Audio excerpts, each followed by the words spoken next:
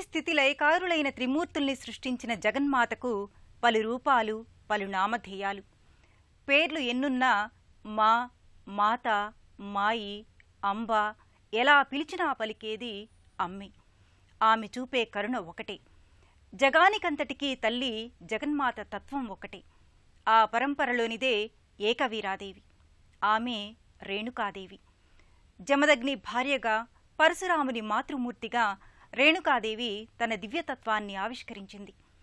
రేణుకాదేవియే ఏకవీరాదేవి అని కొన్ని కథలున్నాయి. మరికొన్ని పురాణ విశేషాల ప్రకారం రేణుకాదేవి చెల్లెలు ఏకవీరికాదేవి అని అంటారు.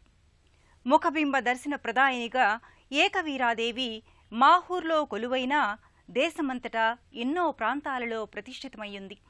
అటువంటి అపురూప మందిరమే మహారాష్ట్రలోని అమరావతి నగరంలోని ఈ ముఖప్రతిమా స్వరూప మందిరం. నేటి తీర్థయాత్ర కార్యక్రమంలో శ్రీ ఏకవీరాదేవి మందిర విశేషాలను వీక్షిద్దాం.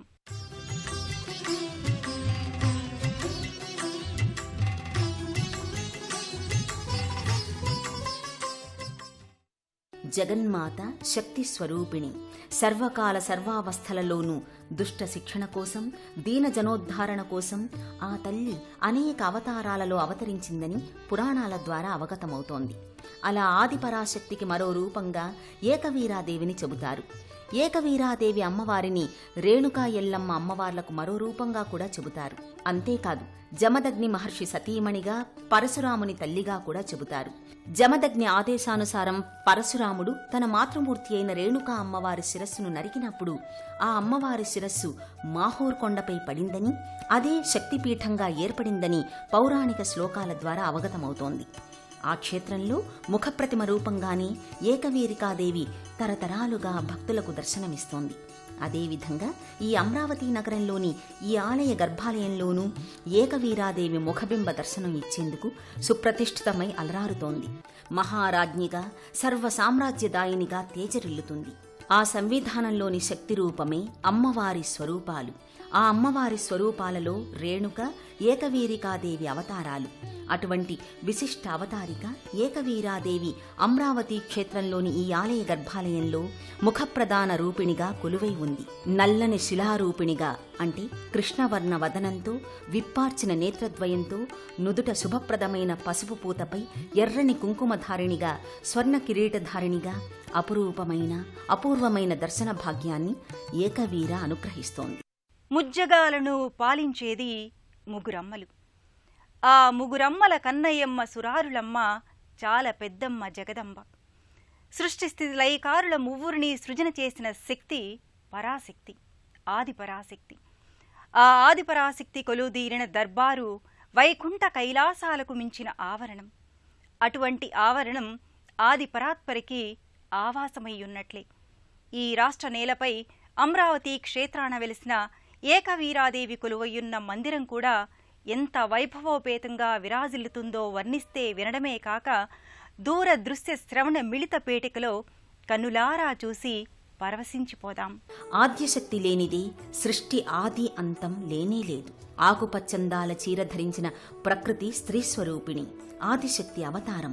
అటువంటి పచ్చదనాల ప్రకృతి మాత ఒడిలో మహారాష్ట్రాన జిల్లా కేంద్రమైన అమరావతి నగరంలో విశిష్టమైన శిల్ప సౌందర్యంతో నిర్మితమైన ఆలయంలో ఏకవీరాదేవి నెలకొని ఉంది. ఆంధ్రప్రదేశ్ రాష్ట్రంలో అమరలింగేశ్వరుడు కొలువైన క్షేత్రం అమరావతి అనే పేరునే పోలిన మహారాష్ట్ర అమరావతి నగరాన్ని ఒకప్పుడు ఉమ్రావుట్టి అని పిలిచేవారని the Indian cotton crop, the chronicle 1896వ సంవత్సరపు వ్యాసంలో సెయింట్ లూయిస్ ఫెడ్ పేర్కొన్నారు. ఇంకా ప్రాచీన సమాచారం ప్రకారం ఔదుంబర వృక్షాల నిలయంగా ఉన్న ఈ ప్రాంతాన్ని ఔదుంబరావటి అన్నారని యాదవరాజులు, సాహు వంశీయులు, భోన్స్లే పాలకులు, ముస్లిం పరిపాలకులు, హైదరాబాద్ సంస్థానాధీశుల ఏలుబడుల మధ్య వ్యాపార వాణిజ్యాలలో శరవేగంగా ఎదిగిన ప్రాంతమిది. ఈ పరిణామాల మధ్యే ఔదుంబరావటి ఉమ్రావటిగా, ఉమ్రావుట్టి నేడు అమరావతిగా స్థిరపడింది. విదర్భ ప్రాంతాన నాగ్పూర్ తర్వాత అమరావతి రెండవ అధిక జనాభా గల నగరంగా పేరొందింది. అనేక శతాబ్దాల క్రితం అంబాదేవి ఆలయంలో కొలువైన అమ్మవారిని నిత్యం అర్చించి సేవించుకునే శ్రీ శ్రీ శ్రీ పరమహంస జనార్దన స్వామి ఒకసారి ఉద్ధృతంగా ప్రవహిస్తున్న ఏరు దాటి ఆవలి ఒడ్డున ఉన్న అంబాదేవి ఆలయానికి వెళ్లలేక అలాగే నిలబడిపోయారట. తన భక్తుని ఆవేదన, తనపై ఉన్న భక్తి ప్రపత్తులను చూసి చలించిపోయిందట అమ్మవారు. సాక్షాత్తు అంబాదేవి అమ్మవారు తన భక్తుని పూజలందుకునేందుకు ఏరు దాటి ఆవలి ఒడ్డున ఏకవీరాదేవిగా నెలకొందిట. ఎటు చూసినా వర్ణనకు వశం కానంతటి శిల్పకళా నైపుణ్యాలతో ఈ దేవాలయం విరాజిల్లుతోంది. దక్షిణాత్యుల ఆలయ ఆగమ వాస్తురీతుల సమ్మేళనంగా నిర్మితమైన ఆలయమిది. ఇస్లామీయ శిల్పశైలికి చెందిన గుంబజ్ శైలి, నాగర శైలికి చెందిన ప్రాకారాలు, వాటిపై పలు లతలు, శిల్పాకృతులు. ఓహ్, వాటిని వర్ణించేందుకు అక్షరాల శక్తి చాలదు. కనులారా చూసి తన్మయులవ్వాల్సిందే. ఏకవీరాదేవి సంస్థాన వారి ఆధ్వర్యంలో పునరుద్ధరణాభివృద్ధికి నోచుకుని నేటికి వైభవాన్ని సంతరించుకుంది. అష్టదిక్కులలో ప్రవేశద్వారాలు, సోపానాలు, సోపానాల పిట్టగోడలపై పలు శిల్పాకృతులు, ప్రవేశ గడపలపై ఎన్నో లతలు, దేవతలు, స్వాగతం పలికే నృత్యాంగనల శిల్పాకృతులు అలరిస్తుంటాయి. అంతరాలయంలోకి వెళ్లిన భక్తులకు సుందరమైన విశాలమైన ముఖమంటప ప్రాంగణం కానవస్తుంది.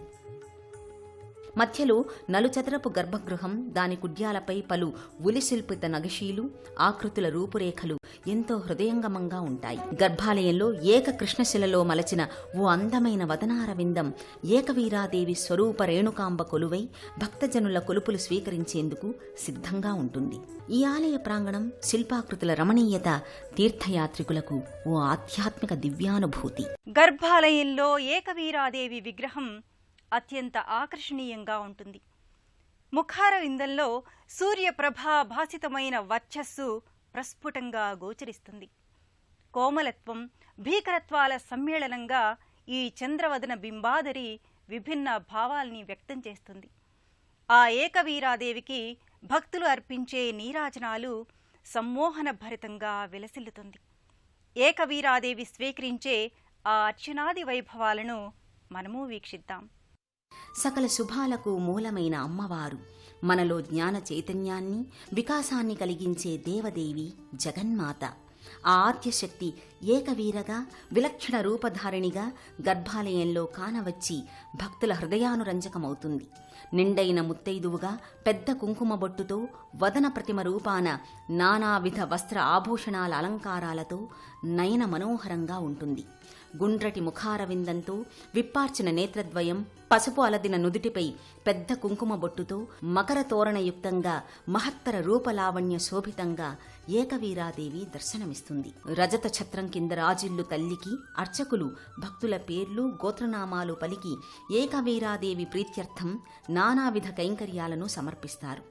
మూల విరాట్టు చెంతనే ఉన్న మరో అర్చామూర్తికి కూడా అర్చనాది విశేషాలు కావించి కర్పూర కళికల ఆరతినిచ్చి భక్తులకు అందిస్తారు. సకల విధముల అలంకారాలతో కళకళలాడే ఏకవీరకు సంతుష్టి కలిగేలా పూజలు చేసిన అనంతరం అమ్మ ముఖారవిందం సంతృప్తానందాలతో ఎలా వెలిగిపోతుందో చూసే ఓ ప్రత్యేక ఏర్పాటు దర్పణ దర్శనం. మూల విరాట్టుకి ఎదురుగా ఏర్పాటు చేసిన పెద్ద అద్దంలో ఏకవీరాదేవి అర్చనాది సేవలనంతర దర్శనం, గర్భగృహ వీక్షణం సర్వశుభప్రదాయకం. అమరుల లోగిలి అయిన అమరావతి నగరంలో అమ్మవారి ఆలయంలో అమ్మవారితో పాటు పలు దేవతల ఉపమందిర దేవుళ్లుగా ఉన్నారు. కాలభైరవ స్వామి, గణపతి ఈ ఆలయ పునర్నిర్మాత.